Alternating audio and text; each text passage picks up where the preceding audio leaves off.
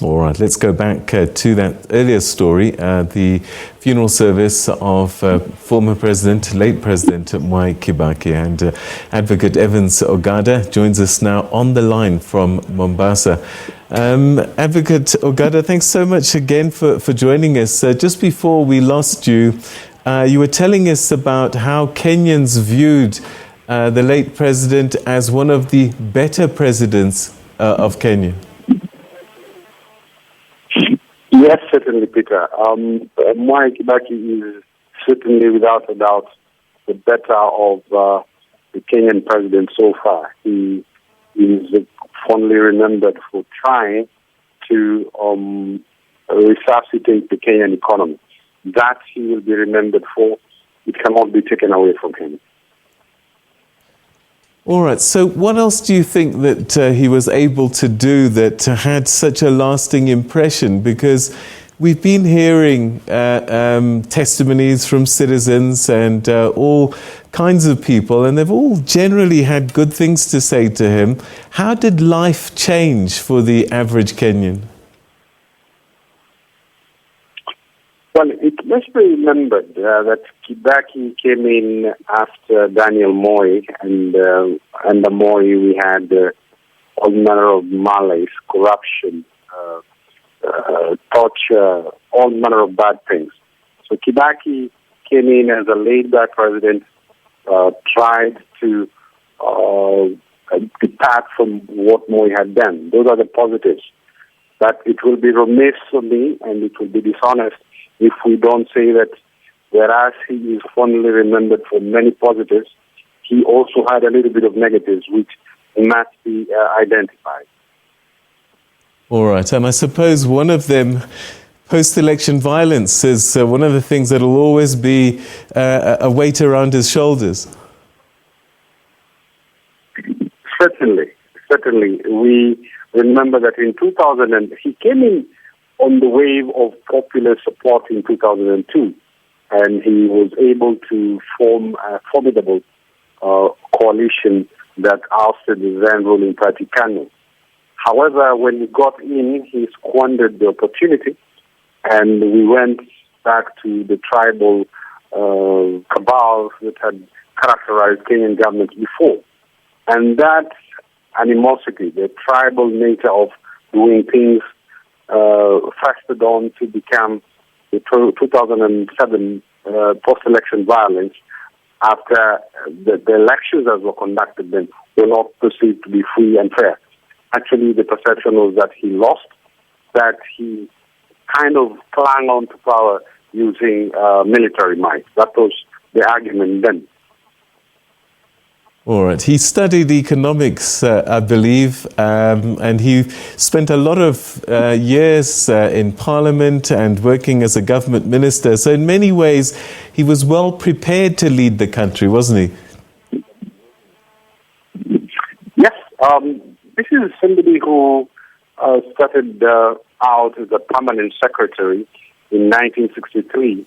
When Kenya got independence, he moved on to become an assistant minister, minister for commerce, and eventually finance minister, becoming vice president for so many years before he joined the opposition rank in 1990.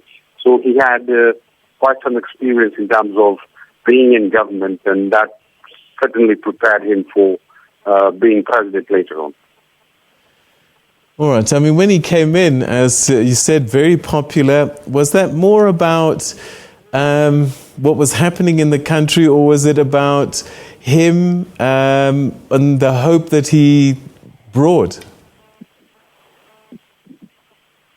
Well, it was not about him per se. It was about resentment and disdain for KANU. KANU, remember, was the independence party and had squandered and basically ruined the country.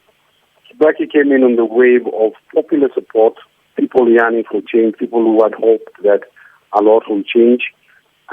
His support should be seen from that context, that people were yearning for a departure from what we had seen with KANU. What was his international relations like? I see Tanzania have declared 2 days of national mourning for him, which is quite an honor.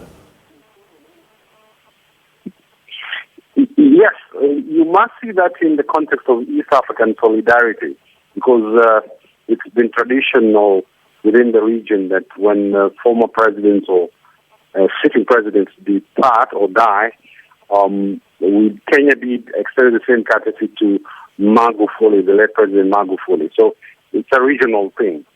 In terms of his extent of reach, in terms of international reach, President Kibaki was more modest. He was not like his predecessor Moi, who was a diplomatic colossus. Kibaki was a little bit more modest. He was more inward. He was more concentrated in terms of dealing with Kenyan issues. He was not as widespread diplomatically as Moi. So why do you think he got the nod? I mean, he served under Arap Moi. I think he was finance minister for a good number of years. And he wasn't Moi's first choice, though, to take over after him. Yes, and you must remember that when Kibaki came in as president in 2002, he had already been in the opposition for well over 10 years. So this was somebody who had reinvented himself and had been, at some point, the official leader.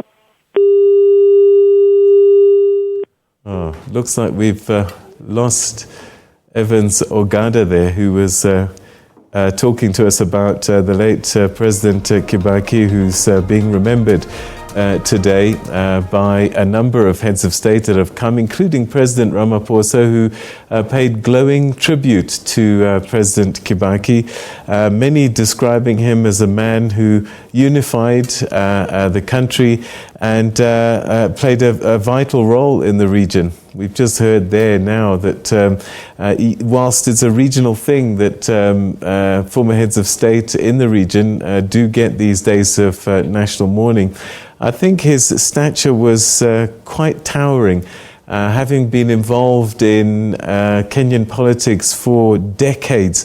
13 years, for example, as finance minister under President Kenyatta and President Moi.